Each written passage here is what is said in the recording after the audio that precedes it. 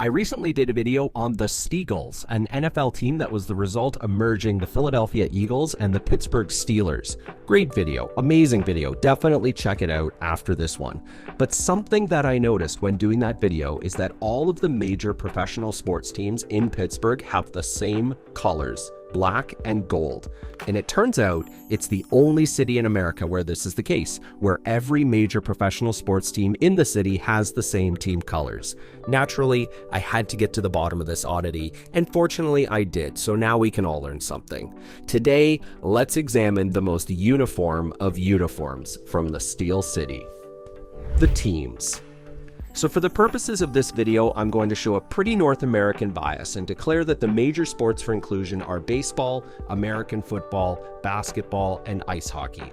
I know full well, before you freak out on me, that there are many more major sports out there, and this is definitely biased towards the United States, but I am talking about the United States in this case.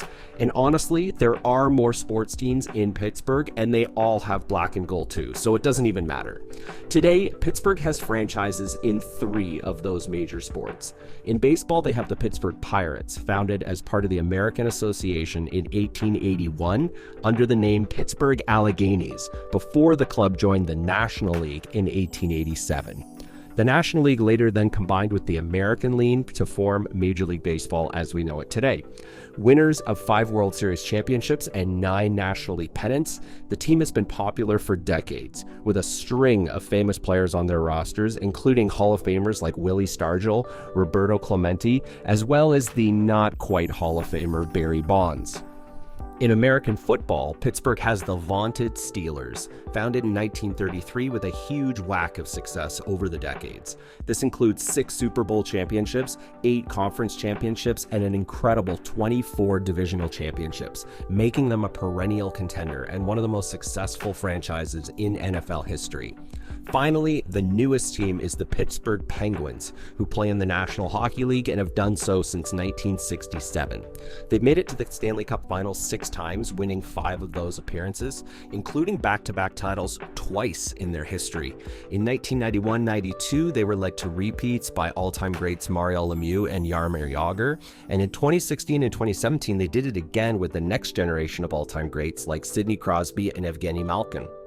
So all told, Pittsburgh is front and center in the American sports landscape with more than its fair share of championships over time. And you fans of color and graphic design will note that across the board, it is black and gold. So why is this the case? Did the city of Pittsburgh just buy their colors in bulk and get a discount? Not at all. There's actually a very valid reason for this, and the hint is in the city's name itself. The history of Pittsburgh. Okay, there's a ton of ground we could cover here, but we are a sports channel, so let's make the history part fast.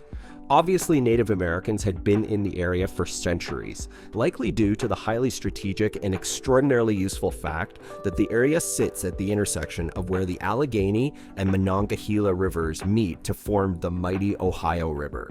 It's for this reason that the old stadium for both the Pirates and the Steelers was called Three Rivers Stadium, but I'm getting off track.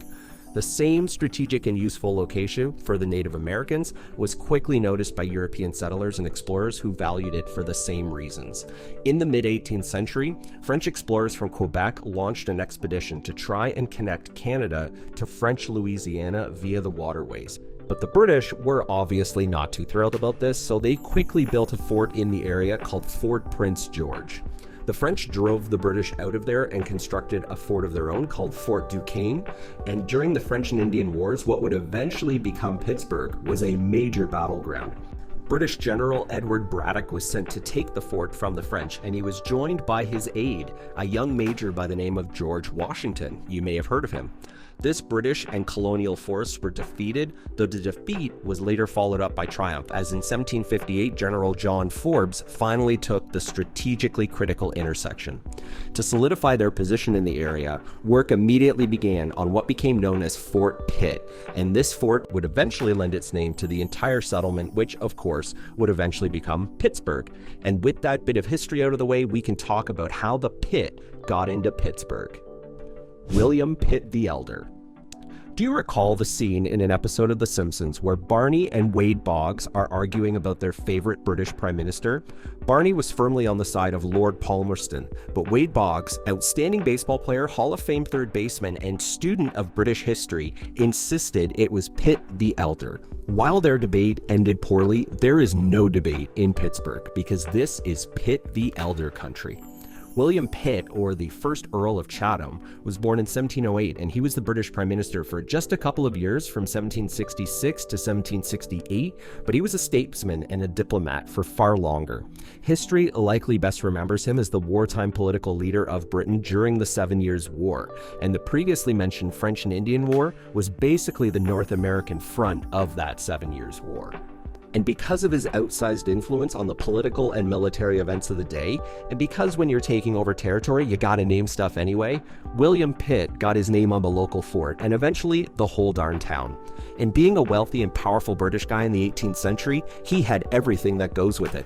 The big country house, the network of powerful friends, and even a coat of arms. And do you want to guess what two of the colors were on that coat of arms? The black and gold is born. William Pitt the Elder, he has a pretty awesome coat of arms if you ask me. Animals, an anchor, a crown, there's a lot going on there. And you'll notice a fair amount of gold with a solid black shield smack in the middle. So in 1815, when the city recorder of Pittsburgh was tasked by the city council with coming up with a city seal ASAP, he turned to exactly where anyone would. An unemployed actor known only as Mr. Jones. I'm serious, but Mr. Jones apparently was a fan of European heraldry because he took the color motif from Pitt's family coat of arms. After all, if his name was good enough for the city, why not the colors? The black and gold ball was rolling. In 1899, the city of Pittsburgh needed a flag, so they blew the dust off of Jones's design, stuck it in the center, and then added the classic vertical tricolor design seen in so many other flags of the world. The black and gold was becoming firmly entrenched with the city, and when the Pittsburgh Steelers came along, they decided to leverage the black and gold of their home city for the team's uniforms and branding. And even though the Pittsburgh Pirates had actually been around for decades longer, they didn't adopt the black and gold until the late 1940s, but at least now the precedent was set. But then the Pittsburgh Penguins decided to be bold. They went with blue and white at their inception in 1967. Why? Well, check the center of the Pitt family coat of arms for a hint. But this was short-lived, and it was mainly because the team sucked. By the early 1980s, the team had been mediocre to terrible since their founding. Both the Steelers and the Pirates had won championships recently, leaving the Penguins lagging way behind in popularity locally. So they switched their uniforms to black and gold in the hopes of drawing in more fans and as a tribute to the success of the other local team. This is a bit of an aside, but believe it or not, the Boston Bruins initially claimed that they had a monopoly on the black and gold colors in the NHL.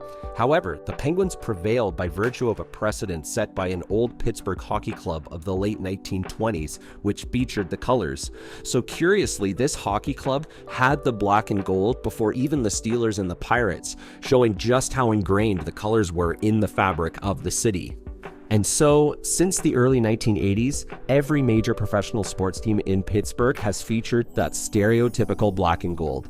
And for what it's worth, the other sports teams in the area, such as the Pittsburgh Riverhounds soccer team, the Steel City Yellow Jackets basketball team, and even the Pittsburgh Thunderbirds Ultimate Frisbee team, all have black and gold as their colors. It's universal in Pittsburgh. I think William Pitt the Elder would have been awfully confused as a spectator watching most of these sports, but I know for sure he would have loved their uniforms. That's it for today, everyone. Thanks a bunch for checking out the video. Let me know what you think in the comments below, and as usual, if you have any ideas for videos you'd love to see come to life, let me know there too. A final acknowledgement is needed for Wade Boggs. That guy really did know his British prime ministers.